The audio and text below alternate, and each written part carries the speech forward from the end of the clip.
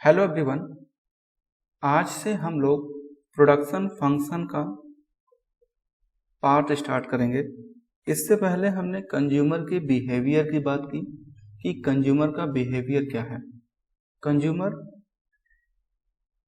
अपने limited income को various goods and services पे कुछ इस तरीके से स्पेंड करता है जिससे उसका सेटिस्फैक्शन मैक्सिमम हो सके। यानी उपभोक्ता अपनी आय को विभिन्न वस्तुओं और सेवाओं पर कुछ इस तरीके से व्यय करता है जिससे उसकी संतुष्टि मैक्सिमम हो जाए। तो ये है प्रोडक्शन फंक्शन। तो ये था कंज्यूमर का बिहेवियर जिसका हमने इससे पहले के लेक्चर में बात किया हुआ है। आज से हम लोग स्टार्ट करेंगे प्रोडक्शन फंक्शन की। इसमें प्रोड्यूसर के बिहेवियर की बात होगी। तो इससे पहले कि हम लोग प्रोड्यूसर का बिहेवियर का बात करें, हमें प्रोडक्शन फंक्शन को समझना होगा।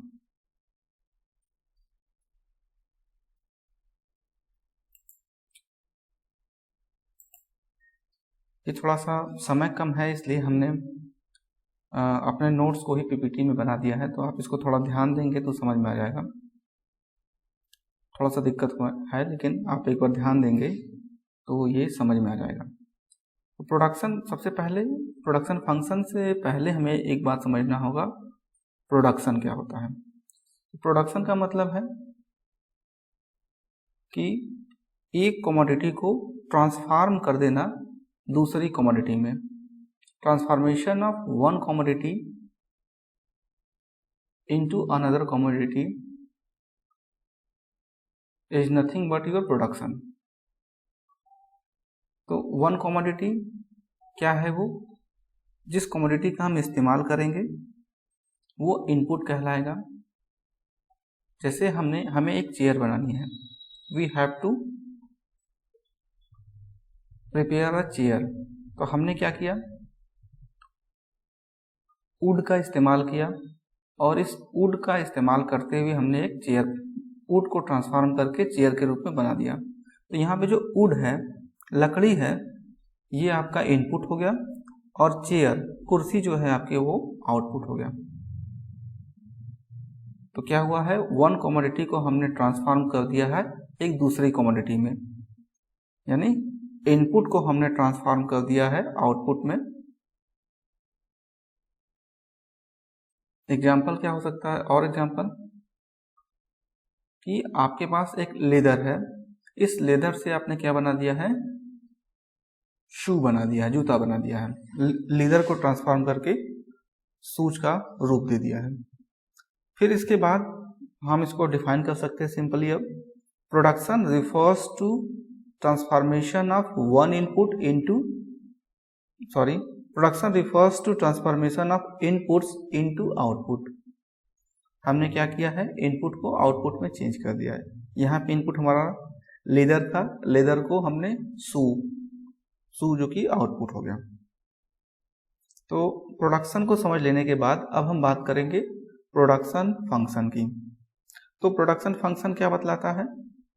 प्रोडक्शन फंक्शन टेक्नोलॉजिकल रिलेशनशिप बतलाता है इनपुट और आउटपुट के बीच में।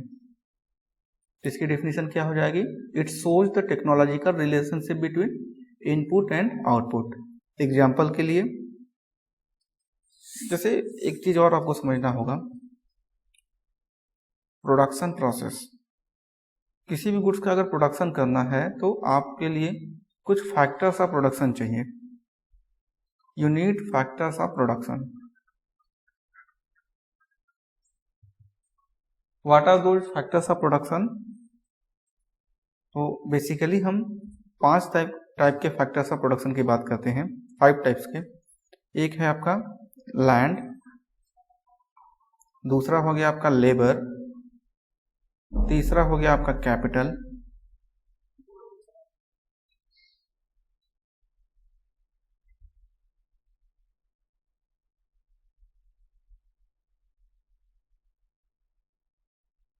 फिर आपका हो गया एंटरप्रेन्योर,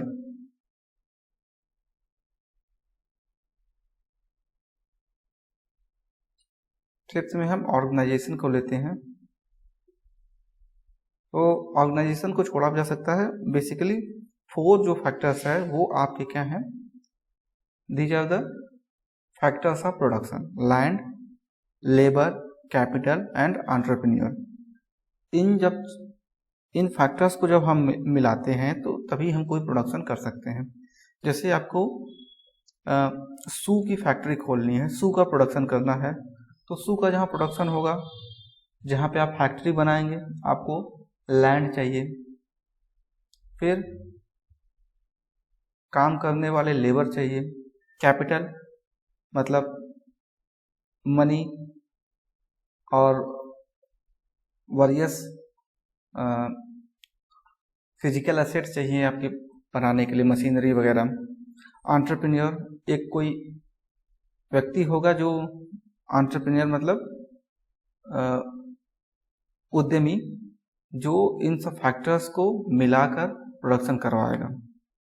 तो इन सभी को इनका रिटर्न मिलेगा। जैसे लैंड है, आपने जहाँ पे अपनी फैक्ट्री इस्टेब्लिश की है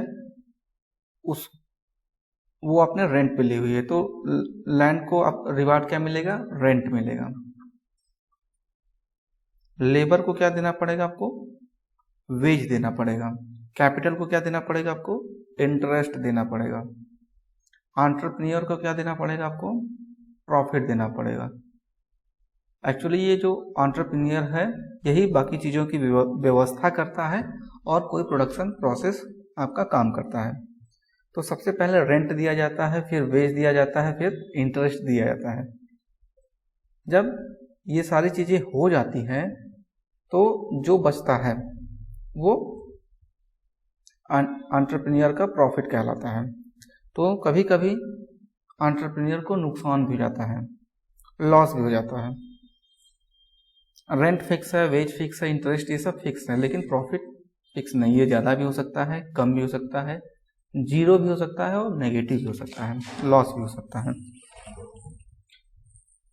तो हम बात कर रहे थे प्रोडक्शन फंक्शन की। तो प्रोडक्शन फंक्शन क्या बतला रहा है आपका, इनपुट्स और आउटपुट के बीच टेक्नोलॉजिकल रिलेशनशिप बता रहा है।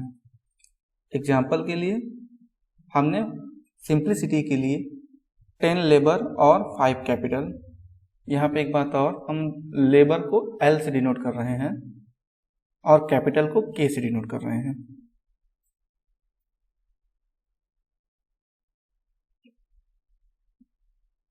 तो ये हमारा लेबर और कैपिटल क्या है, इनपुट है। इस इनपुट का इस्तेमाल करके हमने क्या बनाया, आउटपुट, यानी चेयर बनाया। 15 चेयर्स प्रोड्यूस किया, यही आपका आउटपुट हो गया। और ये जो 10 लेबर और 5 कैपिटल थे, ये थे हमारे इनपुट।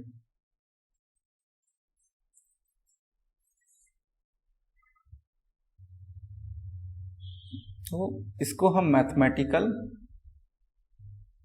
ये प्रोडक्शन फंक्शन को हम मैथमेटिकली कैसे लिखेंगे, तो मैथमेटिकली हम लिखेंगे Q equal to function of LG L K M T T।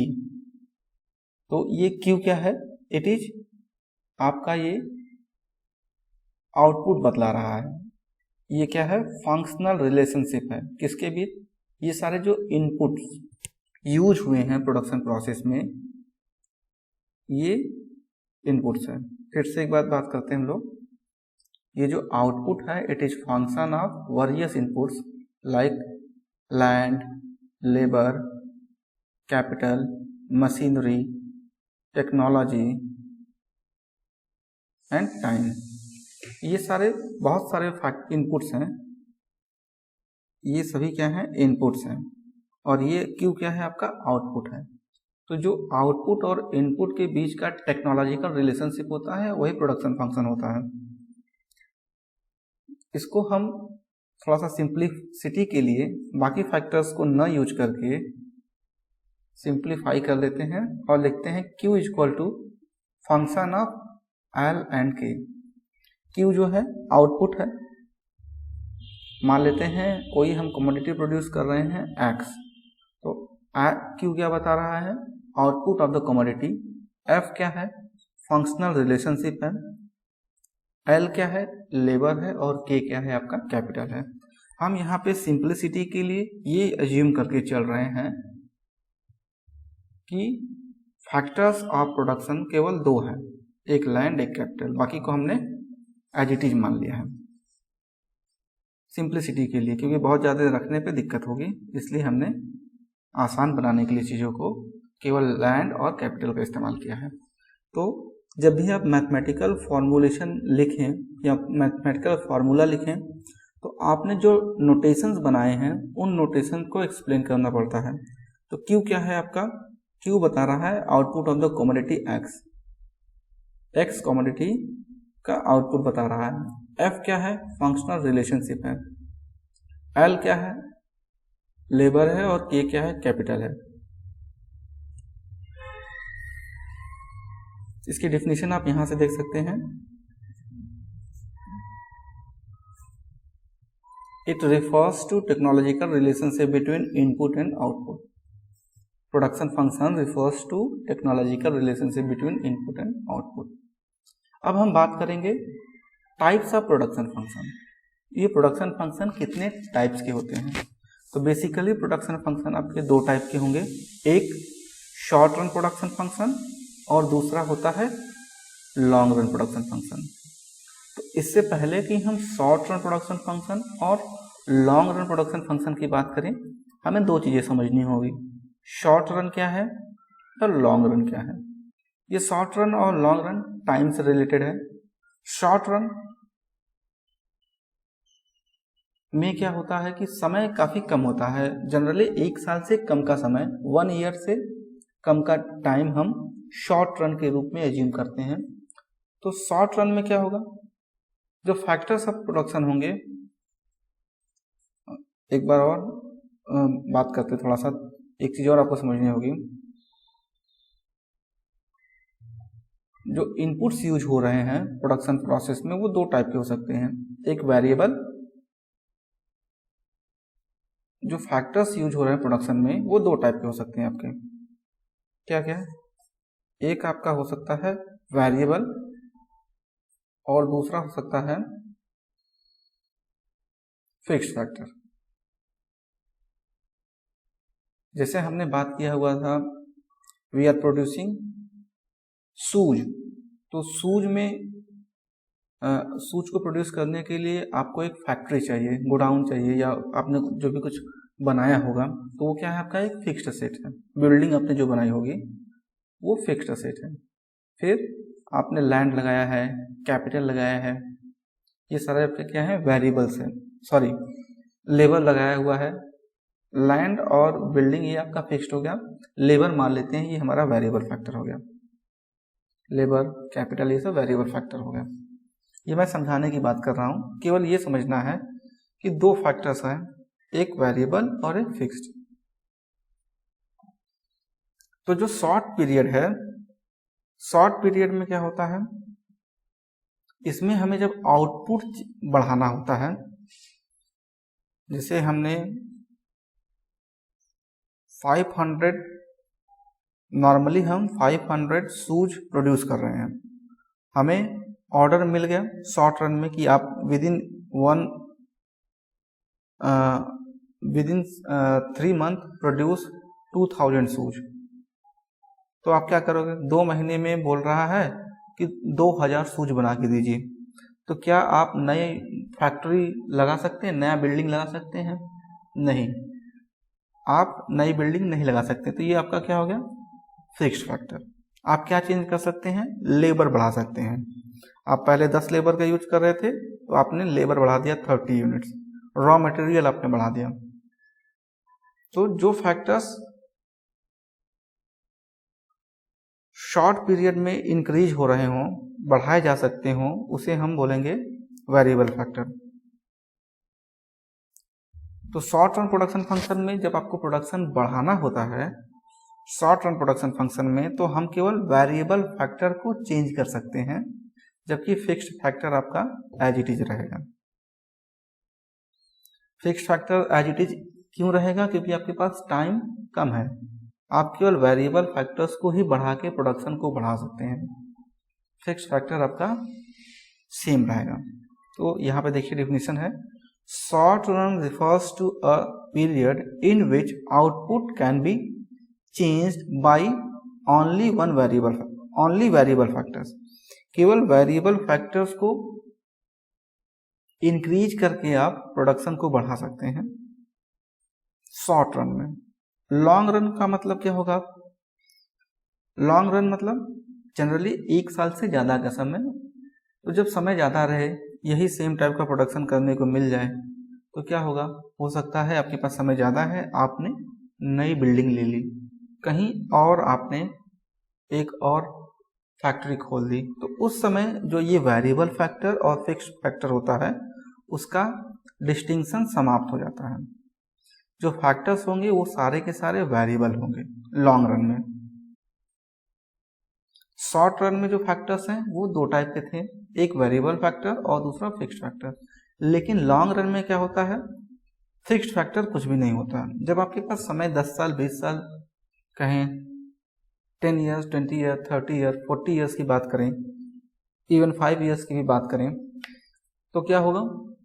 आप नया लैंड परचेज कर सकते हो, नई मशीनरी परचेज कर सकते हो, यानी कि सारे फैक्टर आपके चेंज हो सकते हैं। कोई भी ऐसा फैक्टर नहीं है जिसको आप चेंज ना कर सकते हो। तो अब यहाँ देखिए लॉन्ग रन का मतलब क्या होता है? Long run refers to a production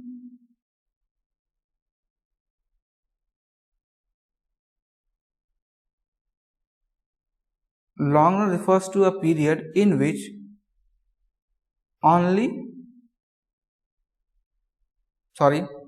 run refers to a period in which output can be changed by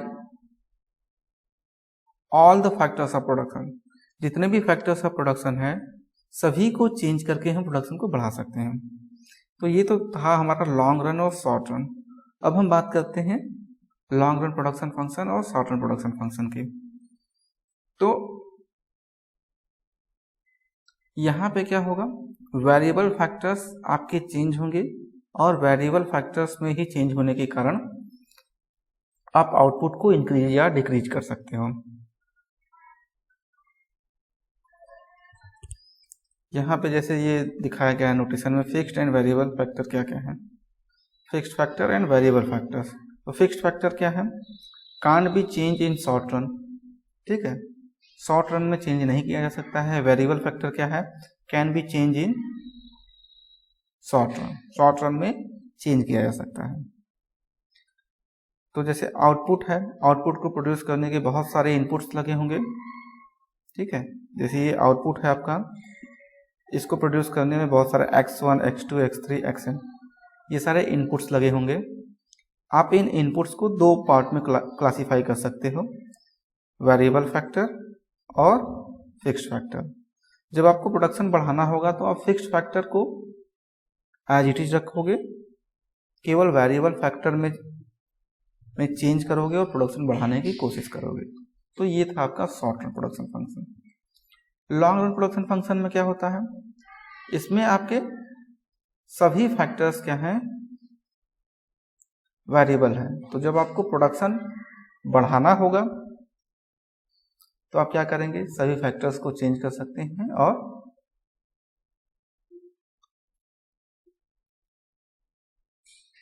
production को बढ़ा सकते हैं। तो एक बात और चीज आपको यहाँ समझनी है, शॉर्ट रन से रिलेटेड एक रूल होता है जिसको हम बोलते हैं law of variable proportion. Short run में जब आप वेरिएबल फैक्टर को चेंज करेंगे तो जो लॉ ऑपरेट करेगा प्रोडक्शन में उसे हम बोलेंगे law of variable proportion, law of variable proportion. ये शॉर्ट रन से रिलेटेड है।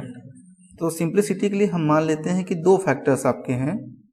ये कोई कमोडिटी आपको क्यों प्रोडक्शन करना है, 2 फैक्टर्स हैं आपके, एक आपका कैपिटल है और दूसरा लेबर है। 2 ही फैक्टर्स हैं।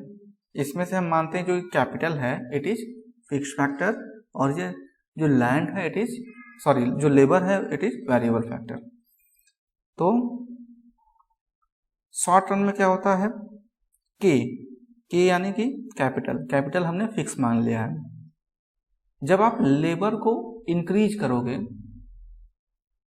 लगातार जब लेबर की आप संख्या बढ़ाते रहोगे, जब आप यहाँ पे लेबर बढ़ाते रहोगे तो आपका प्रोडक्शन बढ़ेगा, या जो भी प्रोडक्शन पे इम्पैक्ट पड़ेगा लेबर बढ़ाने पे, उसी इम्पैक्ट की एनालिसिस हम लॉ ऑफ वेरिएबल प्रोपोर्शन में करते हैं। जनरली क्या होगा कि जब हम केवल लेबर को बढ़ाते जाएंगे, कैपिटल को फिक्स रखेंगे, तो क्या होगा, पहले आपका जो प्रोडक्शन फंक्शन होगा, जो प्रोडक्शन होगा वो इंक्रीजिंग रेट से इंक्रीज करेगा, फिर डिक्रीजिंग रेट से इंक्रीज करने लगेगा, फिर उसके बाद आपका वो डिक्लाइन करने लगेगा। तो इसकी हम बात आगे करेंगे। सिंपली मैं ये बताना चाह रहा था कि प्रोडक्शन फंक्शन से रिलेटेड एक लॉ होगा जिसको हम बोलेंगे लॉ ऑफ वेरिएबल प्रोपोर्शन। और जो लॉन्ग रन प्रोडक्शन फंक्शन है, इसमें आपके सारे वेरिएबल्स, सारे फैक्टर्स वेरिएबल हैं, सभी फैक्टर्स चेंज हो रहे हैं। तो यहाँ पे जो लॉ काम करेगा उसे हम बोलेंगे law of returns to scale. ठीक है, इनकी बात हम आगे करेंगे। तो बाकी चीजें समझने से पहले हम कुछ कॉन्सेप्ट समझते हैं। पहला कॉन्सेप्ट है कॉन्सेप्ट ऑफ प्रोडक्ट या आउटपुट। प्रोडक्ट क्या होता है, तो इसकी सिंपल सी डेफिनेशन है, volume of goods produced by one firm or any industry during a specific period of time. किसी विशेष समय में या किसी एक दिए हुए समय में एक इंडस्ट्री या फर्म के द्वारा जो भी गुड्स प्रोड्यूस की जाती है वही क्या है, प्रोडक्ट है या आउटपुट है। प्रोडक्ट या आउटपुट है। अब ये जो प्रोडक्ट या आउटपुट है, इसे हम 3 भागों में क्लासिफाई करते हैं। एक आपका हो जाएगा टोटल प्रोडक्ट, ठीक है, दूसरा हो जाएगा मार्जिनल प्रोडक्ट और तीसरा हो जाएगा एवरेज प्रोडक्ट। आपको अगर आगे की चीजें समझना है तो ये तीनों कॉन्सेप्ट बहुत जरूरी समझना होगा। बहुत सिंपल भी है, कोई दिक्कत नहीं है। जैसे आपने टोटल यूटिलिटी किया हुआ था, ठीक उसी तरीके से यहाँ पे टोटल प्रोडक्ट है। फिर आपने एक कॉन्सेप्ट पढ़ा होगा मार्जिनल यूटिलिटी, तो यहाँ पे है मार्जिनल प्रोडक्ट। एवरेज प्रोडक्ट यहाँ पे एक नया टर्म जोड़ गया है। तो सबसे पहले हम डेफिनेशन देखते हैं टोटल प्रोडक्ट की। टोटल प्रोडक्ट मतलब नाम से भी समझ में आ रहा है, total quantity of goods produced bye a firm during a given period of time with the help of given number of inputs.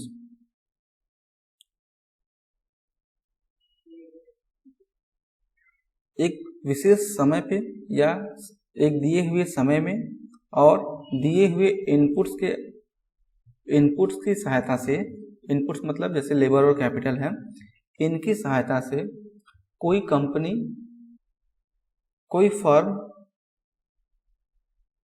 किसी पर्टिकुलर गुड्स की जितनी भी क्वांटिटी प्रोड्यूस करती है वही आपका टोटल प्रोडक्ट होता है।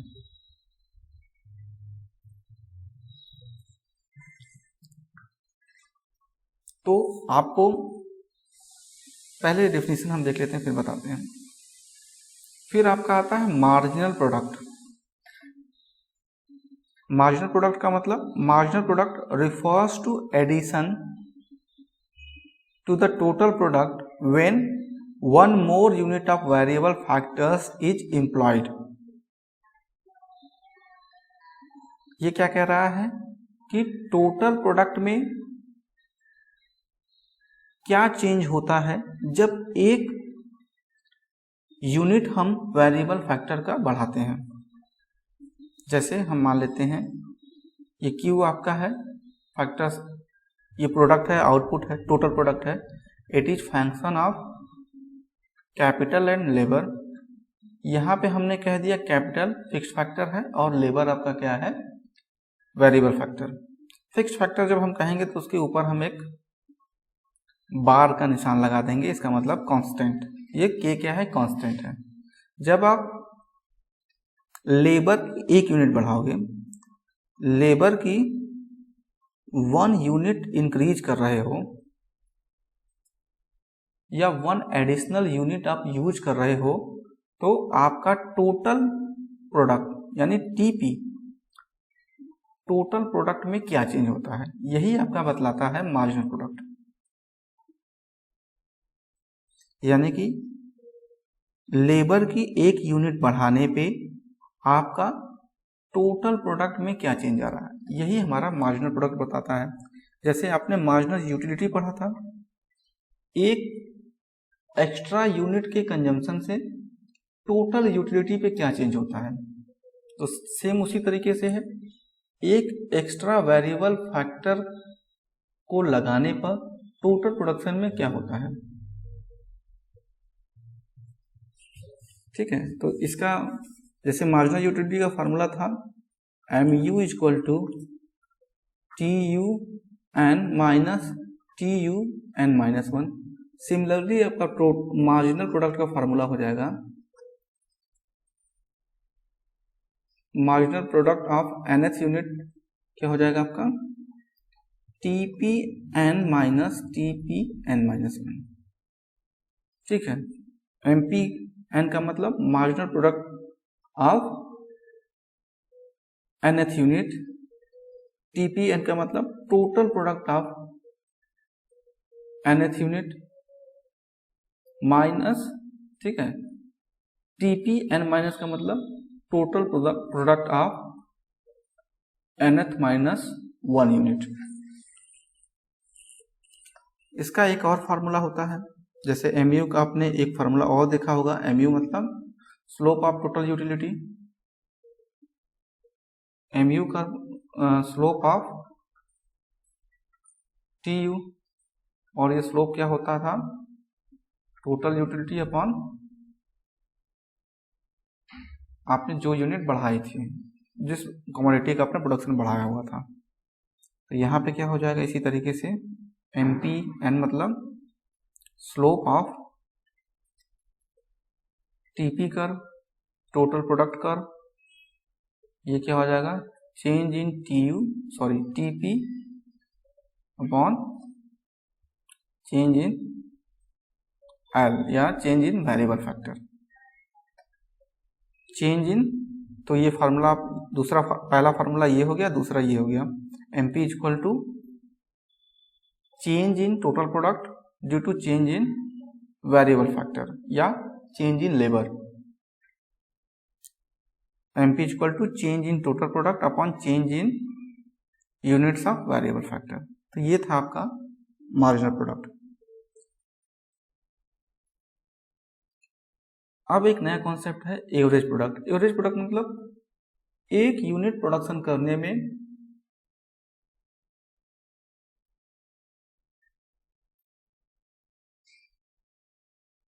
कितना वेरिएबल फैक्टर यूज हुआ है, बस यही है। Average product refers to output per unit of variable unit। इसका फॉर्मूला होता है AP equal to total product upon units of variable factor. जैसे हम एवरेज प्रोडक्टिविटी ऑफ लेबर निकालें तो ये क्या हो जाएगा Q बाई L। Q क्या है आपका टोटल प्रोडक्ट, L क्या है नंबर ऑफ लेबर। अब हम थोड़ा बात करते हैं इसके शेप की, डायग्राम की। तो सबसे पहले हम बात करते हैं टोटल प्रोडक्ट का।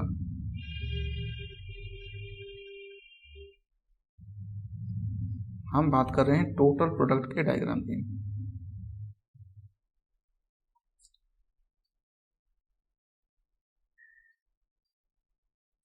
हम यही फैक्टर्स ऑफ प्रोडक्शन यूज कर रहे हैं, यही प्रोडक्शन फंक्शन यूज कर रहे हैं KL। यहाँ पे क्या कर रहे हैं हम नंबर ऑफ लेबर दिखा रहे हैं एक्स एक्सिस पे, इधर हम दिखा रहे हैं टोटल प्रोडक्ट TP या आउटपुट। तो कह रहा है कि जैसे जैसे आप नंबर्स ऑफ लेबर इंक्रीज करते जा रहे हो टोटल प्रोडक्ट क्या होगा। तो ये क्या होता है जैसे जैसे आप नंबर्स ऑफ लेबर इंक्रीज करोगे तो सबसे पहले जो प्रोडक्शन होगा वो इंक्रीजिंग रेट से इंक्रीज करेगा, फिर इसके बाद डिक्रीजिंग रेट से इंक्रीज करने लगेगा, एक पॉइंट पे मैक्सिमम हो जाएगा और उसके बाद फिर डिक्लाइन करने लगेगा। तो जहां से ये इंक्रीजिंग रेट के साथ इंक्रीज कर रहा है उसे बोलते हैं point of inflection, point of inflection. फिर इसके बाद ये डिक्रीजिंग रेट से इंक्रीज करता है, फिर मैक्सिमम पॉइंट पे पहुंचने के बाद ये डिक्लाइन करने लगता है। तो ये तो था आपका टोटल प्रोडक्ट का कर्व कि शुरू में जब आपका लेबर की संख्या आप बढ़ाओगे तो आपका टोटल प्रोडक्ट पहले बढ़ेगा, फिर घटते डिक्रीजिंग रेट से बढ़ेगा, फिर मैक्सिमम हो जाएगा, फिर इसके बाद डिक्रीज करने लगेगा। ये आपका हो गया टीपी कर्व के बारे में। फिर दूसरा आता है आपका MP curve. MP curve marginal productivity curve, इसका जब डायग्राम आप बनाओगे तो इधर हम क्या दिखा देंगे, लेबर दिखा रहे हैं, क्योंकि हमारा वेरिएबल फैक्टर लेबर है, हम केवल लेबर को ही घटा बढ़ा सकते हैं। तो इधर हम वाई एक्सिस पे एमपी दिखा रहे हैं। तो शुरू में क्या होगा, जैसे जैसे आप लेबर बढ़ाओगे मार्जिनल प्रोडक्टिविटी बढ़ेगी। 0 से 0 था, 0 लेबर जब आप यूज कर रहे हो तो एमपी भी 0 है, टीपी भी 0, सब कुछ 0 है। जैसे ही आप लेबर की संख्या बढ़ाओगे एमपी इंक्रीजिंग रेट से बढ़ेगा, एक पॉइंट पे ये मैक्सिमम हो जाएगा और उसके बाद ये डिक्लाइन होने लगेगा, और डिक्लाइन होते होते एक पॉइंट पे 0 हो जाएगा फिर से, फिर उसके बाद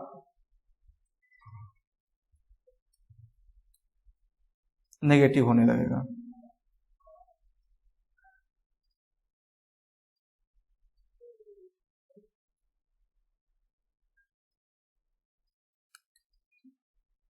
सॉरी,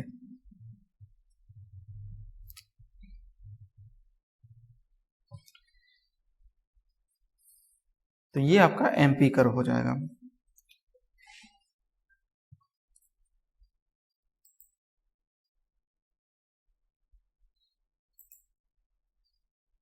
अब हम बात कर रहे हैं एपी कर्व के बारे में।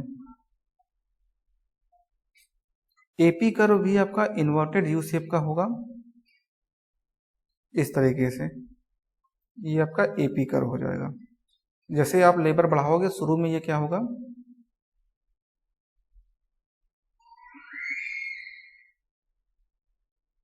इधर एपी वाई एक्सिस पे एपी है, एक्स एक्सिस पे लेबर है। तो जैसे जैसे आप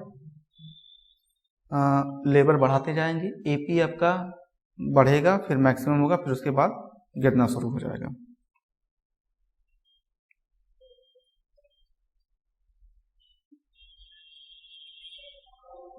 तो हमने इन कर्व का नेचर पढ़ लिया। अभी आगे हम एक बार फिर से इसे देखेंगे जब हम लॉ ऑफ वेरिएबल प्रोपोर्शन की बात करेंगे तब। फिलहाल के लिए इतना ही छोड़ देते हैं, फिर हम लॉ ऑफ वेरिएबल प्रोपोर्शन अगले लेक्चर में देखेंगे।